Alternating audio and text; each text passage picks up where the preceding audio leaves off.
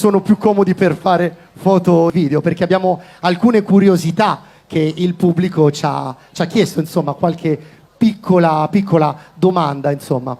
Le Winx, come abbiamo già detto, quest'anno compiono 20 anni. Un percorso pazzesco tra 8 serie, film, spin-off e anche un reboot che so che state preparando in questo periodo. In quale momento, c'è un momento particolare in cui lei si è accorto che questo progetto stava diventando qualcosa di gigantesco? C'è stato un attimo proprio che le ha fatto capire questa cosa?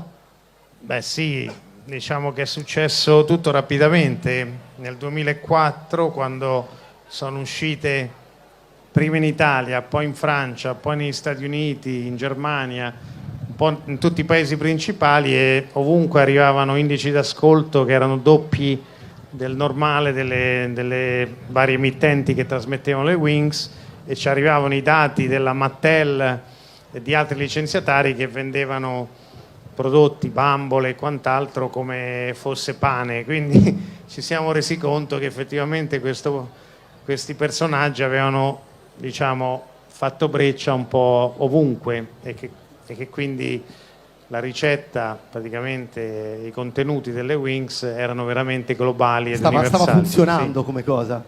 Bello, no, deve essere stata un'emozione pazzesca, immagino, scoprire che stava diventando un fenomeno. Per me è stato prima ancora, quando abbiamo iniziato i test di animazione, e vedere dal disegno statico questi personaggi che si muovevano, che volavano, che parlavano, eccetera. Già lì mi ero reso conto che avevano effettivamente qualcosa di molto particolare. Abbiamo studiato l'occhio, un po' tutto quello che era il look delle Winx, erano veramente molto molto potenti, che noi maschietti chiedevamo: uscite dallo schermo. Eh sì, effettivamente è vero. Alzi la mano chi si è innamorato almeno una volta di una Winx? Vabbè, un po' tutti. Solo Musa? Ma come solo Musa? No. Tornando indietro, all'inizio di tutto, ci sono state difficoltà creative durante appunto la creazione della serie, magari che so, nella costruzione del mondo delle Winx, della storia, oppure proprio della loro personalità? No, per la storia mi sono preso quasi un anno, 9-10 mesi, come una vera gestazione, per mettere a punto tutto, tant'è vero che avevo già scritto le prime 3 stagioni sperando che andasse bene la prima, quindi però c'era già tutto il fil rouge e le rivelazioni che dovevano avvenire andando avanti con il racconto. E invece la parte grafica effettivamente è stata un po' più complessa, perché dopo aver realizzato già un episodio e averlo anche presentato ad alcune emittenti televisive, mi ero reso conto che non erano così forti, così originali come volevamo, così made in Italy, così innovative, e quindi abbiamo ricominciato tutto. Ho detto ai miei, che erano appunto i miei più stretti collaboratori, dico: mi sono reso conto che non sono forti abbastanza, dobbiamo ricominciare da capo nella ricerca grafica. E ci sono state scene di persone che volevano buttarsi dalla finestra, altri che insomma non è stato facile convincerli, e ho messo in squadra una stilista proprio di moda, tornando proprio al discorso di Poliarte, no? Di quanto è importante anche la specializzazione.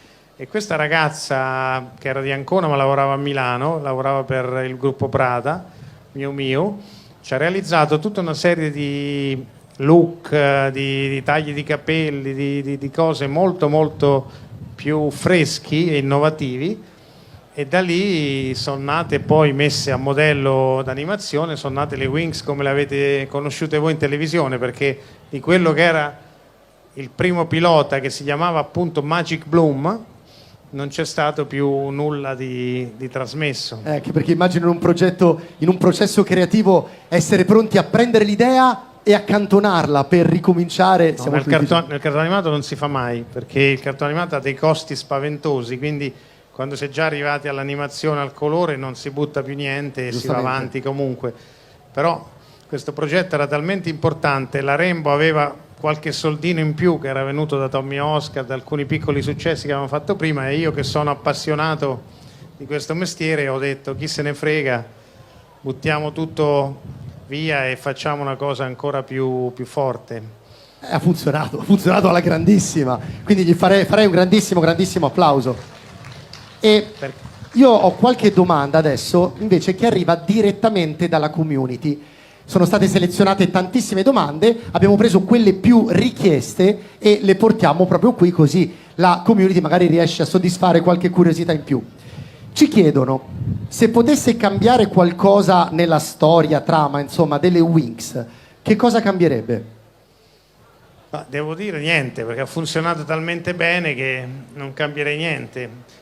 Farei magari più attenzione dalla quarta serie in poi, che diciamo abbiamo un po' più seguito le richieste anche dei broadcaster eccetera. Invece, come stiamo facendo nel reboot, farei più attenzione a quello, cioè a mantenere la storia molto molto in sintonia con quello che è il DNA delle Winx, cioè essere sempre avanti, sempre contenuti diversi dal solito, trovate che magari sono nuove per il pubblico, e questo penso sia l'unico elemento che dobbiamo tenere sempre a mente. Assolutamente, assolutamente sì.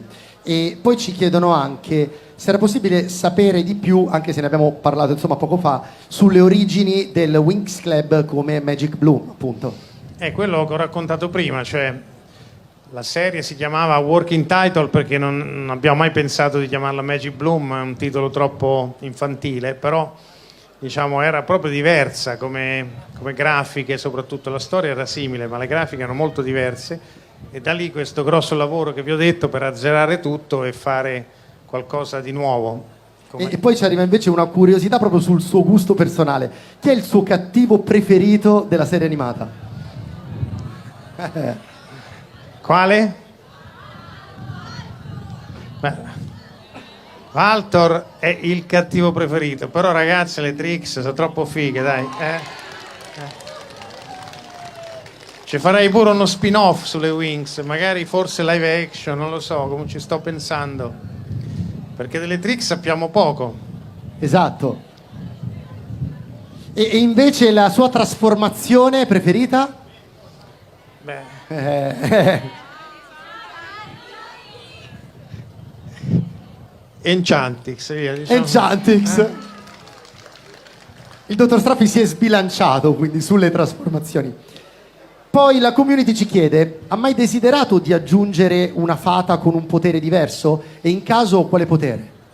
Ma ci ho pensato a volte, però poi sono talmente già tante, perché sai, sono parecchi personaggi, anche Roxy che ha questa settima Winx che arriva ogni tanto, e diciamo mi sarebbe piaciuto avere una fata telepatica che riusciva a leggere un po' la mente, no, degli altri, però diciamo che Musa è un po' così e quindi non ci serve un'altra, ce l'abbiamo tutte. E invece in caso di un personaggio completamente nuovo, insomma, da aggiungere come membro del Winx Club, ci sarebbe un personaggio famoso al quale si ispirerebbe per creare questo personaggio nuovo? Beh, adesso nel reboot avremo delle grosse novità. Un personaggio molto molto importante farà il suo ingresso in questa nuova serie. E per la parte visiva non ci siamo ispirati ancora a nessuno, però c'è qualche idea? C'è qualche idea. Ok, quindi ha già risposto anche all'ultima domanda, che appunto chiedevano se verranno introdotti nuovi personaggi nel reboot. A quanto pare ci sarà qualche sorpresa. Ci saranno grosse sorprese nel reboot, qualcosa di veramente veramente nuovo, e quindi invito tutti ormai ancora un anno e mezzo circa di produzione, ma penso che i fan nuovi, ma soprattutto anche quelli di ieri, troveranno una serie interessante e avvincente da tutti i punti di vista, dal contenuto alla parte grafica. Io sono curiosissimo, alzi la mano chi è curioso, ma non possiamo fare spoiler di nessun tipo, quindi purtroppo non si può fare niente. E allora io vi chiedo un altro grandissimo applauso per il dottor Iginio Straffi. Grazie ancora di essere stato con noi. Ovviamente rimane qui perché adesso partiamo con lo spettacolo.